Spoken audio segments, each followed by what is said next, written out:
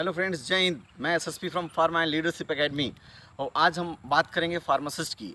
जैसा कि मैंने आज तक पर मैडम अंजना ओम कश्यप का मैंने एक स्क्रिप्ट देखा था।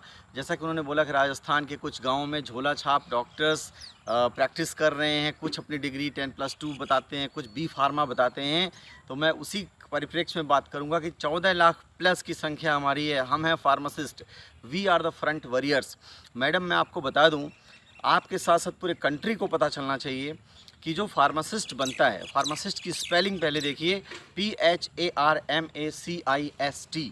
फार्मासिस्ट में से अगर पी को हटा देंगे तो बन जाएगा हार्मासिस्ट।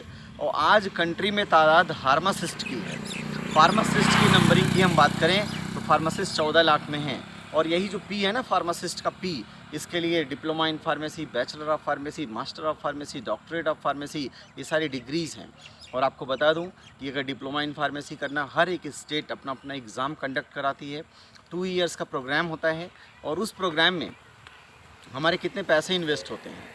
और उसके बाद अगर हम बात करें बैचलर्स की, बैचलर 4 ईयर का प्रोग्राम होता है। 4 साल हम कंप्लीट करते हैं तो फार्मासिस्ट बनते हैं। और एक फार्मासिस्ट बनने के लिए आपको ये भी पता होना चाहिए कि उत्तर प्रदेश फार्मेसी काउंसिल, अगर हम यूपी की बात करें, ऐसे हर एक स्टेट की अपनी फार्मेसी काउंसिल है। और उस फार्मेसी काउंसिल में अगर हम डिप्लोमा इन फार्मेसी या बैचलर ऑफ फार्मेसी करते हैं, उसके बाद हमें वहाँ रजिस्ट्रेशन कराना पड़ता है। और बैचलर ऑफ फार्मेसी में 8 सेमेस्टर्स होते हैं। और 8 सेमेस्टर में सोचिए कितने पेपर्स हम पढ़ते हैं। जवानी के 4 साल दे देते हैं और कितने लाख रुपए खर्च हो जाते हैं, तब जा कर के बनता है कोई फार्मासिस्ट। और आप एक फार्मासिस्ट को झोला छाप बोल देती हैं। आपको पता है झोला छाप क्या होता है?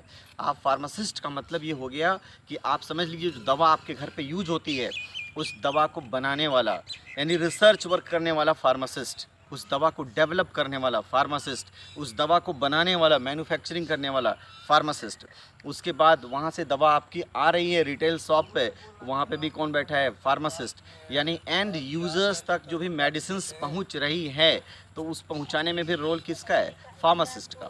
तो try to understand the value of pharmacist, ये पी क्या है। और मैडम, अगर आपको क्लैरिटी नहीं है तो आप ये जान लीजिए कि जो फार्मेसी काउंसिल ऑफ इंडिया, मुझे लगता है कि ये फार्मेसी काउंसिल ऑफ इंडिया के हमारे जो प्रेसिडेंट साहब हैं, प्रोफेसर बी सुरेश साहब, बहुत अच्छे आदमी हैं। Personally is a very genuine person. लेकिन मैं कहता हूँ सर, प्रोफेशनली आपको ये आवाज़ बुलंद करनी चाहिए कि आखिरकार अंजना ओम कश्यप ने ये बात फार्मासिस्ट के लिए, बी फार्मा वालों के लिए कैसे बोला। हम सभी फार्मासिस्ट को दुख पहुँचा। और आपको बता दें, इस पैंडमिक सिचुएशन में फार्मासिस्ट ने 24 घंटे दवा की अवेलेबिलिटी पर वर्क किया है, और कि लोगों को पैनिक सिचुएशंस का सामना ना करना पड़े। और जो दूर दराज के एरियाज़ हैं, रूरल एरियाज़ हैं, वहाँ पर भी हम लोगों ने दिन रात एक करके मेहनत की है, केवल इसीलिए कि हम इंडियंस हैं और हमारा दिल धड़कता है अपने भारत के लिए, और अपने भारत के लिए सब कुछ है। और वैसे भी आप ये जान लीजिए, आपको जवाब देना होगा कि आपको क्लैरिफाई करना पड़ेगा। और एक चीज़ मैं आपको और बता दूं कि अगर आपको दर्द महसूस होता है, इसका मतलब आप जिंदा हैं। और अगर आपको दूसरों का दर्द महसूस होता है, इसका मतलब आप इंसान हैं। तो दूसरों का दर्द महसूस करने वाली जो प्रजाति है, वो हम हैं फार्मासिस्ट। तो हमें लगता है कि हम फार्मासिस्ट हैं और हमें गर्व है कि हम फार्मासिस्ट हैं, और हम दिन रात अपने कंट्री, अपने इंडिया के लिए वर्क कर रहे हैं। और हम अपेक्षा रखते हैं कि आप आज तक न्यूज़ चैनल पर एक बार फिर इस न्यूज़ को प्रसारित करिए कि फार्मासिस्ट क्या है, इसके बारे में पूरी तरह से बताइए कि फार्मासिस्ट की वैल्यू क्या होती है।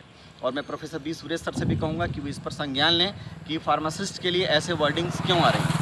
और माननीय मुख्यमंत्री उत्तर प्रदेश, माननीय प्रधानमंत्री श्री नरेंद्र मोदी जी से भी मैं आह्वान करता हूँ, अपना एक कहते हैं प्रार्थना कहता हूँ कि आप लोग भी इस मैटर का संज्ञान लीजिए। फार्मासिस्ट एक बैकबोन है। जैसे रीढ़ की हड्डी किसी की बॉडी से निकाल दी जाए, वो टूट के गिर जाएगा, वैसे फार्मासिस्ट बैकबोन पूरे फार्मा इंडस्ट्री का। अगर पूरी फार्मा इंडस्ट्री चल रही है, वो दवाओं की उपलब्धता और सब कुछ है, तो इसके पीछे का बैकबोन है फार्मासिस्ट। तो don't under estimate the power of pharmacist. और मैं भी अभी जहाँ खड़ा हूँ, वहाँ भी एक इंस्टीट्यूट है फार्मेसी का, जहाँ पे कहते पीसीआई रेगुलेट करती, पीसीआई अप्रूवल देती है, तब जा करके फार्मासिस्ट बनते हैं। कितनी मेहनत होती है और कितनी मेहनत से हमारे माँ बाप ने पैसे लगा करके हम लोगों को फार्मासिस्ट बनाया है। हमें गर्व है कि हम फार्मासिस्ट हैं। तो मैडम अंजना ओम कश्यप, आपसे मेरा रिक्वेस्ट है कि आपकी जो वर्डिंग्स है, आप, मुझे पता है आपने जैसे भी बोला, लेकिन प्लीज़ उसको रेक्टिफाई करिए। अगर आप रेक्टिफाई नहीं करती हैं तो हम आगे भी, हमारी प्रोसीडिंग्स जारी रहेगी, हम आपका विरोध करते रहेंगे। Thanks for watching and be connected with me and like share and subscribe. और हमारी आवाज़ अंजना ओम कश्यप तक पहुंचनी चाहिए, उसके पहले नहीं रुकनी चाहिए। हमारी आवाज़ प्रोफेसर बी सुरेश तक पहुंचनी चाहिए। हमारी आवाज़ भारत के प्रधानमंत्री श्री नरेंद्र मोदी तक पहुंचनी चाहिए। हमारी आवाज़ उत्तर प्रदेश के मुख्यमंत्री श्री योगी आदित्यनाथ जी तक पहुंचनी चाहिए। और एक बात और बता दें, हम DCGI हेड हैं, वहाँ तक भी हमारी आवाज़ पहुंचनी चाहिए कि फार्मासिस्ट क्या है। तो इन्हीं बातों के साथ फिर अगले सेशन में मुलाकात होगी। तब तक के लिए बने रहिए। जय हिंद, जय भारत।